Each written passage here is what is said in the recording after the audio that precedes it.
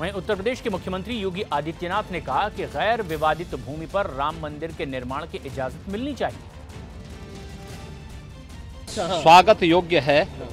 हम अभिनंदन करते हैं केंद्र सरकार के इस निर्णय का, और ये अपने आप में देश की आस्था का सम्मान है और वर्षों से चले आ रहे एक विवाद का पटाक्षेप भी है।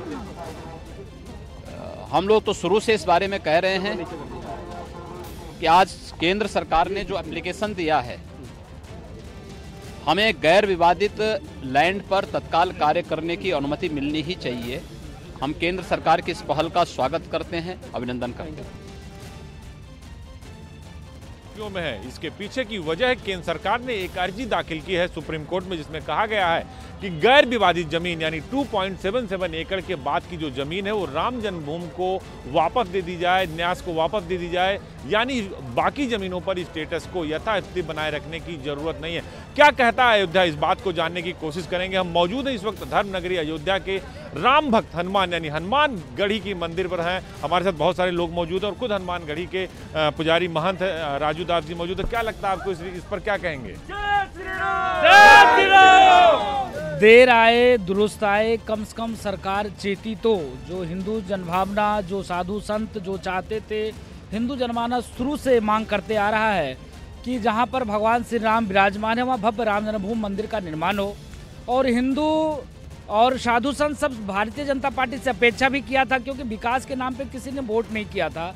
हिंदुत्व के नाम पे, सनातन धर्म की रक्षा के नाम पे भारतीय जनता पार्टी को वोट और सपोर्ट किया था। इसके नाते सरकार को कोट सा आभार, कोट सा धन्यवाद।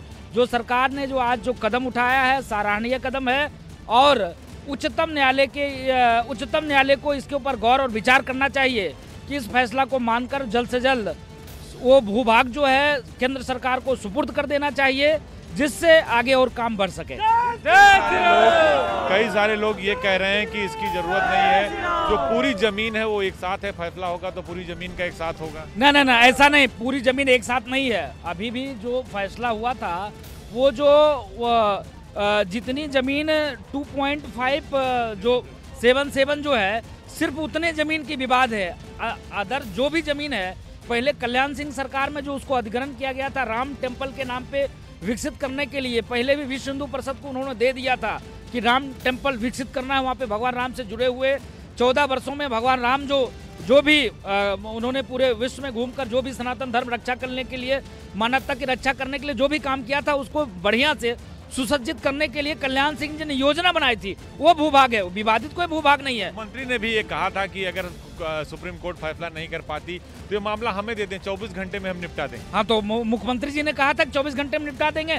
तो अब ये तो बहुत सराहनीय केंद्र सरकार ने काम किया है। अब उच्चतम न्यायालय इस बात को मान जाए, उसका फैसला करे, फैसला करने के बाद काम शुरू हो जाएगा।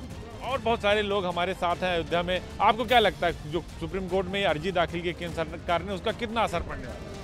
उसका असर ऐसा है कि ये जो जिसको सरकार विवादित भूमि कह रहा है, वास्तव में विवादित नहीं है, वो विवादित नहीं है। ये तो केवल जनता को गुमराह करने के लिए है। फैसले से खुश हैं आप? जी, तो आज याचिका दायर जी, इसके लिए बहुत धन्यवाद सरकार को। जो है हम इसकी जो है सरकार के कदम को सराहना करते हैं, और हम पूरे अपने भारतवर्ष से सभी हिंदू भाई मुस्लिम भाइयों से हम अपील करते हैं कि इसको जो मसला को जल्द से जल्द सुलझाया जाए, और भगवान राम का जो है भव्य मंदिर बनना चाहिए, ताकि पूरे विश्व में इस हमारे देश का नाम हो और अयोध्या का नाम होना चाहिए। बात करते हैं केंद्रीय मंत्री डॉक्टर महेश शर्मा जी से। महेश साहब, एक बड़ा कदम आज उठाया गया, सरकार ने सुप्रीम कोर्ट से कहा है कि जो गैर विवादित जमीन है उससे स्टेटस को हटा दिया जाए। देखिए, हमारी सरकार ने हमेशा ये कहा है कि हम प्रतिबद्ध हैं, हम बिल्कुल कमिटेड हैं कि भव्य राम मंदिर का निर्माण अयोध्या में हो। संवैधानिक सीमा रेखाओं में रहकर जो भी उसके रास्ते में अड़चनें आएंगी, उन अड़चनों का हम निराकरण करेंगे। देश के करोड़ों राम भक्तों की भावनाओं का सम्मान करना इस सरकार का धर्म है, फर्ज है और अपेक्षा भी है।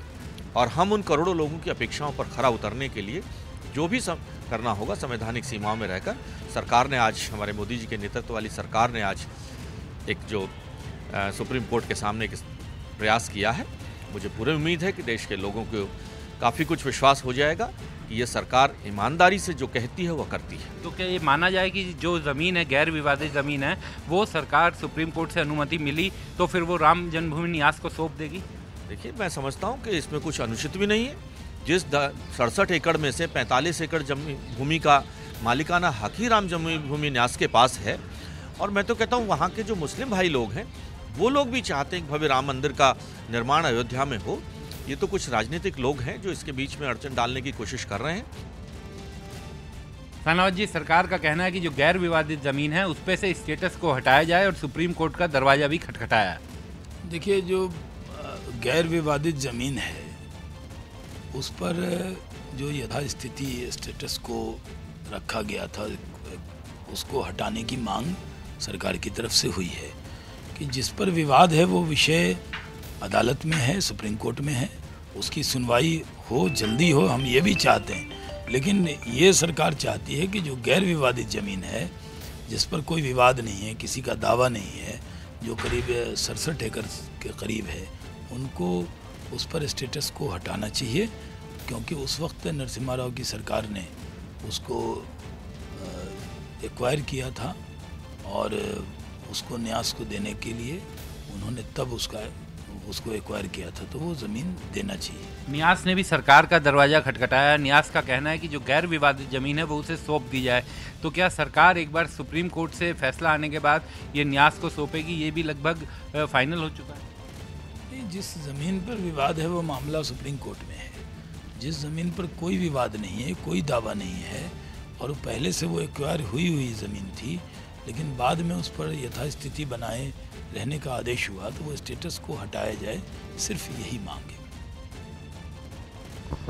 कांग्रेस के वरिष्ठ नेता दिग्विजय सिंह मेरे साथ हैं। सर, आज केंद्र सरकार ने कोर्ट में अर्जी दी है जो अयोध्या का अविवादित स्थल है 67 एकड़ के करीब, वो हमें लौटा दे, उस पर हम काम शुरू करेंगे। इस पूरी लड़ाई को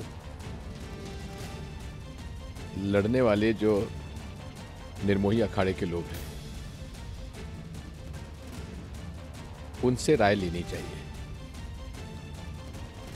एक दूसरा, ये भूमि अधिकृत की गई थी जब माननीय नरसिम्हा राव जी प्रधानमंत्री थे और उन्हीं की पहल पर एक रामालय ट्रस्ट का गठन किया गया था, जिसमें माननीय शंकराचार्य जी द्वारकापीठ, जोशीमठ के स्वामी स्वरूपानंद जी महाराज, श्रृंगेरी के सम्माननीय शंकराचार्य जी महाराज और कांची के स्वामी सम्माननीय शंकराचार्य जी और रामानंदी संप्रदाय के स्वामी रामनरेशाचार्य जी की सदस्यता में रामालय ट्रस्ट का गठन किया गया था और ये भूमि उन्हें हस्तांतरित करने के लिए निर्णय लिया गया था, लेकिन आदेश का पालन नहीं हो पाया। इसलिए अगर अविवादित भूमि हस्तांतरित करनी है तो निर्मोही अखाड़ा के लोगों से पूछकर ही इस पर विचार करना चाहिए और प्राथमिकता रामालय ट्रस्ट को देना चाहिए। सरकार क्या दबाव में है? चुनाव है और अभी पीछे धर्म संसद हुई थी, उसमें भी संतों ने निंदा की है। रास्ता ढूंढ रहे हैं। तो रास्ता चुनाव जीतने के लिए और किसके लिए है? तो दिग्विजय सिंह साहब कह रहे थे कि विवादित भूमि सरकार को नहीं, न्यास को देनी चाहिए, संतों से बात करनी चाहिए जिनकी है। साथ ही उन्होंने कहा कि ये चुनाव जीतने के लिए एक पैंतरा है। सुप्रीम कोर्ट में केंद्र सरकार ने अर्जी दाखिल की है और इस बाबत बात करने के लिए हमारे साथ विश्व हिंदू परिषद के कार्यकारी अध्यक्ष आलोक कुमार जी हैं। सर, किस तरीके से इस केंद्र सरकार के रुख को आप देखते हैं? हम इसका स्वागत करते हैं। कुल 67.703 इतनी जमीन एक्वायर हुई थी। विवादग्रस्त भूमि है 0.313, बाकी की भूमि गैर विवादित है, उसके मालिक हिंदू हैं। सुप्रीम कोर्ट ने भी कहा था जितनी भूमि की आवश्यकता नहीं होगी सरकार वापस करेगी। 1993 से आज तक मुकदमे सुने नहीं गए, निस्तारण नहीं हुआ। कितने समय तक मालिक प्रतीक्षा करें। लेकिन सर तमाम दूसरे पक्षों का ये कहना है कि अब 15 दिन पहले या कुछ दिन पहले जब आचार संहिता लागू होने वाली है तब सरकार को आखिरकार ये याद आया है। आचार संहिता का सुप्रीम कोर्ट में एप्लीकेशन डालने से कोई संबंध नहीं होता। सरकार ने अपने कार्यकाल के अंत में ये काम किया तो भी एक ठीक काम किया और हम इसको स्वागत करते हैं। प्रियंका, कल राहुल गांधी कहते हैं जिस तरीके से कि एक जो गरीब लोग हैं उनको एक निश्चित राशि दी जाएगी, और आज ये जो केंद्र सरकार की तरफ से एक चाल है ये पूरे तरीके से राजनीतिक चाल चल दी गई है, तो आपको लगता है कि दोनों तरफ से वार बराबर के हो रहे हैं? नहीं, जहाँ तक राहुल गांधी जी का विषय है, उन्होंने बहुत स्पष्ट तरीके से कमज़ोर वर्ग को, पीड़ित वर्ग को, आर्थिक तरीके से जो अपने आप को कमज़ोर पाते हैं उस वर्ग से बातचीत कर कर उनके लिए एक मैं कहती हूँ समाधान निकालने का काम किया है, जहाँ पे मिनिमम इनकम गारंटी की बात की है।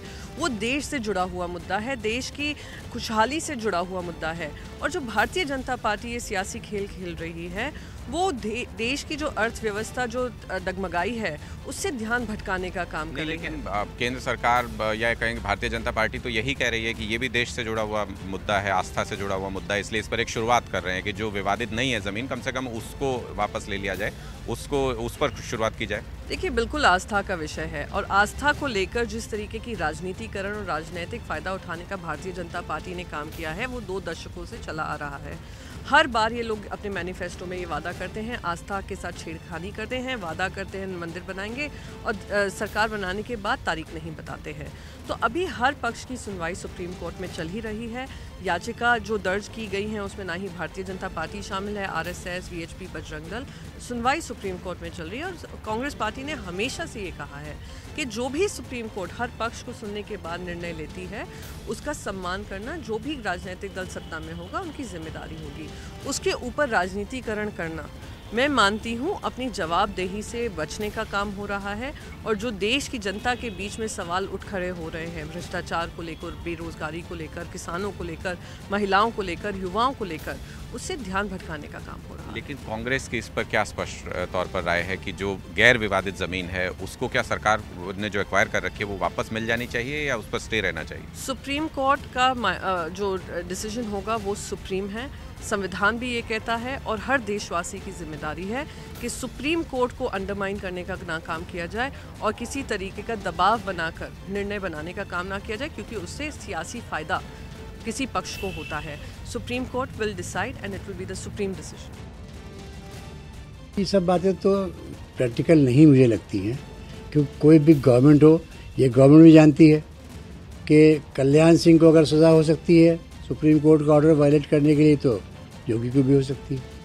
तो मैं नहीं समझता कि कोई गवर्नमेंट या कोई अफसर सुप्रीम कोर्ट के आदेश की अवहेलना करने की हिम्मत करेगा। तो उनके ऐलान से कुछ नहीं होता। अगर गवर्नमेंट नहीं चाहेगी, एडमिनिस्ट्रेशन नहीं चाहेगा, तो वो वहाँ एक पत्थर भी नहीं रख सकते। मैं नहीं समझता गवर्नमेंट कोई अपने आप को डिसमिस करना चाहेगी सुप्रीम कोर्ट के आदेश की अवहेलना करके। सरकार ने जो सुप्रीम कोर्ट के सामने अर्जी दिया है ये बहुत अच्छा निर्णय मैं मानता हूँ। ये जो 22 एकड़ का ज़मीन इस समय सरकार से अधिग्रहित है, जो राम जन्मभूमि का जो इस समय डिस्प्यूट में जो ज़मीन है उससे बाहर है ये, और इसके ऊपर कोई विवाद है नहीं। अब हमारी सरकार चाहती है कि सुप्रीम कोर्ट वो स्टेटस को विकेट करे ताकि इस भूमि को वापस इसका जो ओनर है राम जन्मभूमि न्यास उनको दे सके।